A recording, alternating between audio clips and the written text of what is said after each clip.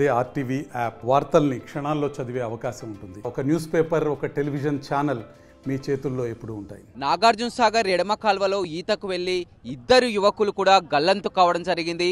Yadadri thermal ప్లాంట్లో ఇంజనీర్గా పనిచేస్తున్నటువంటి కార్తికేయ మిశ్రా, అదేవిధంగా అజయ్ గోస్వామి ఇద్దరు కూడా యూపీకి చెందినవారు. ఆ ఈతకని కూడా సాగర్ ఎడమ కాలువలోకి వెళ్లడంతో కూడా ఇద్దరు కూడా గల్లంతు కావడం జరిగింది.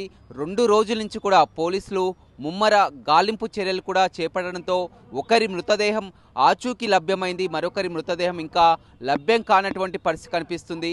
ఏదేమైనప్పటికీ కూడా కొత్త సంవత్సరం వేళ ఒక అపశృతి అని చెప్పవచ్చు. ఆ కుటుంబంలో విషాద ఛాయలు కూడా ఉన్నాయి. ఒక సంవత్సర క్రితం కూడా వాళ్ళు యూపీ నుంచి ఇక్కడికి రావడం జరిగింది. ఇక్కడే థర్మల్ ప్లాంట్లో పనిచేస్తూ ఉండడం జరిగింది.